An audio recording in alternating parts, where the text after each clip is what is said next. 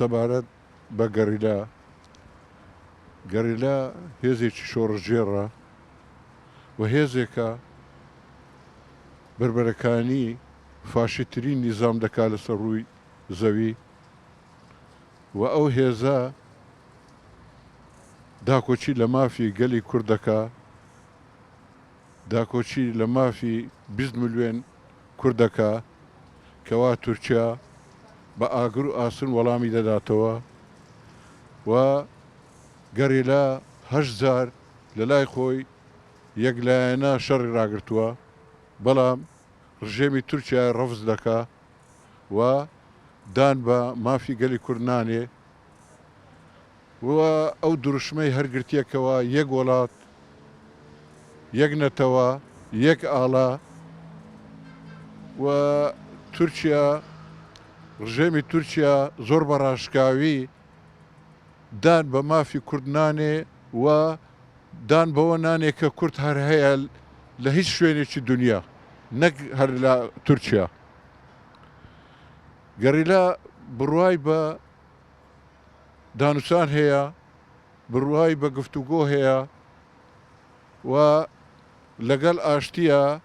لەگەڵ چارەسەرە، لەگەر ئەوەیە کەوا سادەترین مافی گەلی کورد لە تورکیا مسۆگەر بکرێ و تورکیا ڕەفزی هەموو شتەکان دەکا و دان بە هیچ مافەکی گەلی کورد نانێ، لەبەر ئەوەیە کە چارەسەر نابێ. ئێمەی کورد پێویستە لە هەر چوار پارچەی کوردستان پاڵپشتی گەلی کورد بکەین و فشار لەسەر حکوومەتی تورکیا بکەین لە هەموو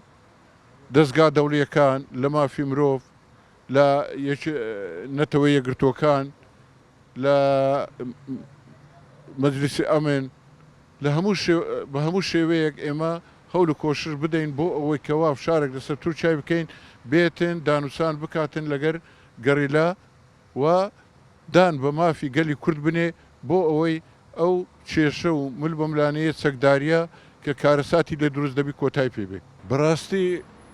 یعنی قارەمانەتی گەریلا بە هیچ شێوەیەک یعنی ناتوانانی ئینسان بە چەند وشەیەک باسی بکە. ئەوەی کە ئەوانە دەیکەن یعنی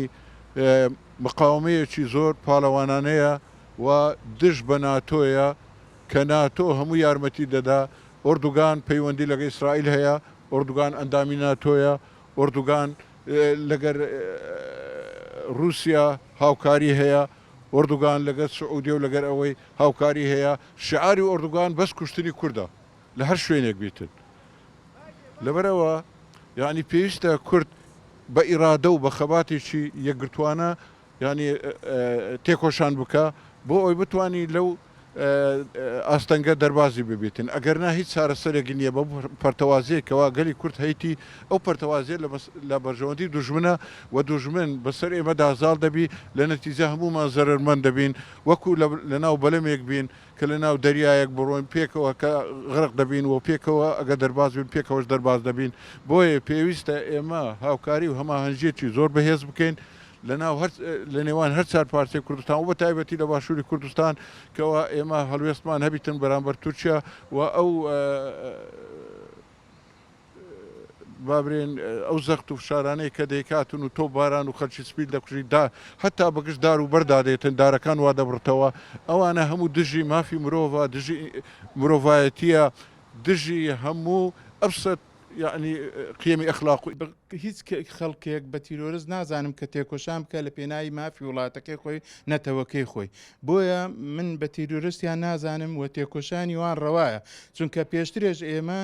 ممچینە لەو کەمپەی مەغموری تێکۆشانی پەکەکەماندی لە دژی هێرشەکانی داعش لە گەرەمە لە یەک سەنگەر بووین لەسەر چیای قەرەچووق تێکۆشانیان دەکرد دژی داعش. ئەو کاتەش کە هێزی بێگانەش لەو دەوروبەرەی بوو بەڕاستی بمانێ و نەمانێ هاوپەیمانان هەبوون لێرە، بەڵام ئێستا کە دەبینی هەر هەمولایەک دژی ئەوەن کە پەکەکە تێکۆشان بکات دژی ئەوەن کە تێکۆشانەکەی بگاتون بەرخودانیوان سەرکەوتنیان دەزانم چونکە لەگەلە شوێن سەرکەوتنیان بەدەست هێناوە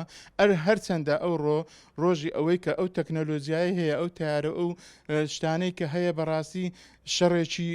خۆکوژیە بەرامبەر ئەو لەشکرەی بەڵام دەشکرێت دیفاعێکی باشیان کردووە تا ئێستا و هیوای سەرکەوتنیشان بۆ دەخوازم و هیواداریشم کە ڕەچاوی کوردستان بکەن قۆناغی خۆیان بگۆزنەوە ناو شارەکان چەند بگۆزنەوە ناو شارەکانی تورکیا ئەوەندە سەرکەوتن زیاتر بەدەستدەین و تا ئێستا جوژمنانی ئێمە پەلەقاژەی ئەویانە کە ئەو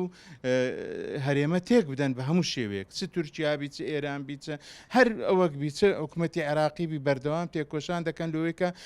لەگەر ئێمە ئەو هەرێمە تێک بدەن هەری وەشێنەوە بۆیە دەکرێت تێکۆشانی پەکەکەش و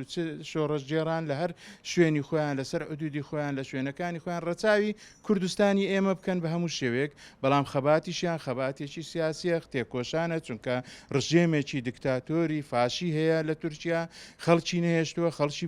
هەزارەها خەڵکی کوردی وا لە زیندانەکان خستووە چەندین سەرکردەی هێزەکانی لە زیندان خستووە چەندین پەرلەمانی لە زیندان خستووە کەواتە پێویستی بەوەیە شۆڕژێر بن خەڵک تێکۆشان بکە و پشتگیر دەکەن و ناژبێت تورکیا دەستێوەردان لە وڵاتانی تر بکە بەڕاستی یەک لە هەرە سەبەبەکانی ئێستای کە ئێمە دەیبینین تورکیا دەستێوەردانی کردووە لەسەر حدودەکان تا دەگاتە سولێمانی عیسا بکە هەموو لەش هەموو شوێنێک و ها دەکا سیارێک دەتەقێنتەوە لە خەڵک دەدا دەکوژی دەبڕی ئەوە بەڕاستی شتێکی ناڕەوایە